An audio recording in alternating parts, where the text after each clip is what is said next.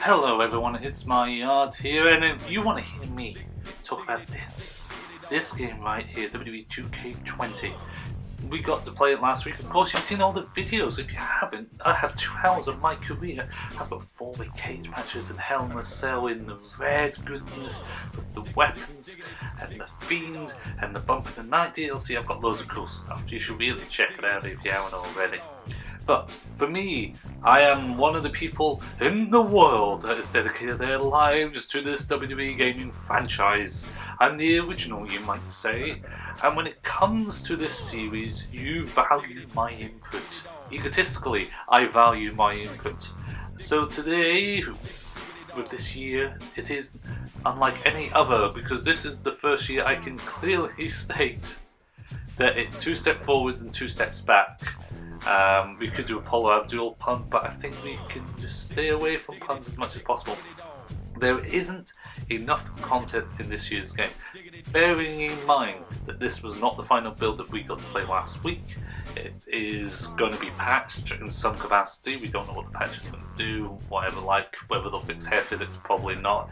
Do this, that and the other, probably not. Championship, Create Championship obviously is coming back at some point as a patch as well. So we know there's going to be multiple patches over the course of a year that might fix the coherent mess that's what has happened basically.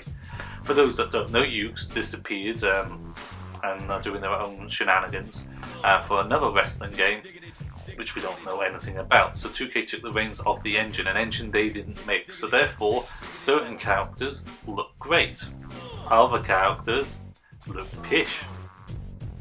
Pish is the PG word, I would say. There is certainly certain models, if they were copied and pasted over, they look good. I think HBK is a cool example, I think of that. And then someone like Bianca Belair, who had been redone, hair physics and stuff completely got messed about and causes catastrophes aplenty. If you want to buy the pre-order or the whatever reason of 2K20, whether it's digitally or a physical copy, if you enjoy MyCareer, you will really enjoy this year's game. I think the storyline will be fantastic. Having it twice the length, having a flashback and flash forward element to it, I think is really good. Some of the lines are cringeworthy. Ignoring the graphic element, because the graphics, I don't care if it's PS1 graphics, in all honesty, it makes no difference to me as long as the playability is there. Which leads me to the engine, because there has been pretty much zero additions to the game. There's been a few new moves. Mixed Match Challenge has these double team maneuvers which you do in stereo, whereas the double choke slam, I'm just calling it out there right now. But in terms of actual changing the control scheme, and I've listened to Denk's review, I've listened to Pulse's review, and Denk puts a valid point. I think it's probably the reason they changed the control scheme to make the game feel different. But you can change the shape of a turd, it still makes it a turd. And probably gives turds a bad name. And I'm not trying to be critically harsh on the game, because I will still enjoy playing it. I will play online. The lobby system, hopefully when it kicks off with the servers, will be something I will play a lot of and stream on the channel. However, the core fundamentals of the gameplay have been shocked by changing the control scheme, making it 2 buttons for finisher and signature instead of 1 makes the game harder. You can't say it's easier for new players if you make it a double button press, and it's 2 face buttons. That makes it a lot difficult compared to using a trigger. OMG moves, they're now YB instead of RB and Y for the Xbox, and again, it makes it hard. Certainly on running moves for finishers and signatures, it makes it more challenging. And that can be catastrophically a problem for new players. Apparently there's an AI thing getting added in, where the AI will choose a move for you if you get into an initial grapple or whatever. But maybe you want to know the moveset, so you ideally want them to do whatever move it is. It's only an extra button press. You grapple, then you press A in a direction. That's not complicated. So I don't understand the streamlining element. The pin bar in this build was atrocious, and it's the worst it's ever been. It's the same graphics, same engine and turning around, but the input lag was impossible, absolutely impossible. And I've played online matches. I know how bad the lag can get sometimes on online matches, but for the pinball, it was always locally for the last couple of years, which was such a good thing. Hopefully that's still the case this year. But the pinball, way off timing. Some of the reversals, way off timing compared to their last year's counterparts. Again, I think that's all linked with the input button presses, and I hope is fixed when we see the final build, when we get the retail copies next week, because if not, it's going to be patched quick, and I mean stupidly quick, or there's going to be a huge amount of problems. It's fine like me when you don't get pinned that much, but if you get randomly pinned by the AI or MyCareer when you're trying to do objectives and stuff, it's not going to work. It just won't work. Bump in the Night. Oh, Bump in the Night is, next to MyCareer, the next best thing, and the showcase, the commentary with Bray Wyatt is full immersion. It's great. The fantasy element works well in the genre, especially with creative weapon customizations. It does work, and I will enjoy playing that, even though I got played, to be honest, a fair bit of it at the preview event. I completed most of the Finn Balor's storyline, I completed Nikki Cross's storyline. There isn't going to be much stuff for me to play replayability wise, but that commentary soundtrack, beautiful, beautiful, can't fault that. And the potential of the other 3 DLC packs and later along down the line could be very good indeed. I think I saw a thing of a German flyer. I don't know if this came from a retail copy, but this was just this morning, saying Wasteland Wanderers, South Pole Regional Wrestling, and Empire of Tomorrow being the next 3 expansion packs. It looks legit. Why would you have it in a foreign language unless it was a legit thing? Whether that's from a physical retail flyer or a news spread for something else, I don't know, but it looked good. We don't know what's in any of those DLC packs, we just know the name. And that is a rumour, but considering we saw that Italian website a while back, more than likely is the case. What else? Universe mode, meh. Literally because there's not really been much changes to it. They added the notes, obviously, weeks and weeks ago of, oh, you can do this many feuds now, this many matches on a card, etc, etc.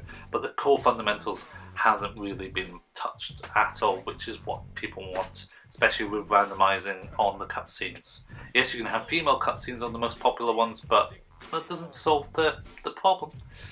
Create arena, create moveset, and create a superstar features have been dubbed down, especially with Great Superstar. Certain features have been missing or reduced to make it harder to create certain characters. Moveset hasn't had many new moves added apart from new superstars, in all honesty. Create Arena, hardly any new parts and no new innovations there. Having the entrances for certain superstars, like Ciampa's entrance is an old DIY entrance, yet his title entrance is with Goldie and it's awesome. Who else? Kairi Sane's entrance with the treasure chest. There's some really, really good entrances this year, and if you haven't seen them, please check them out on YouTube. They are really, really good ones. But that doesn't deter the fact of the hair physics, which were fine. They've never been great, to be honest. And it is, again, the whole Ukes thing. Hopefully next year, I think it's going to be the year later. I don't think it's going to be 12 months before we see huge, massively positive awesomeness from the visual concepts guys. I think it's going to take 2 games before we actually get into the nitty-gritty, and by then it will be PS5 and Project Scarlet or whatever they want to call the consoles that will be coming out, and yeah, that will be probably about it.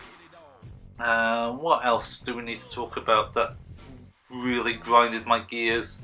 The AI does seem to be improved by the hit detection, which is messy beyond belief in some places, especially with weapons. It just, again, the invisible walls sort of aspect of it, something's there but it's not when you swing and it causes issues.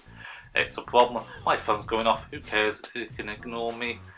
But the AI, in terms of doing more variety in moves, finishes, signatures, does seem to play out. The 4-way cage match that I did with Candice, Nikki, Rhea Ripley, it was a great match, and that was just all the computer.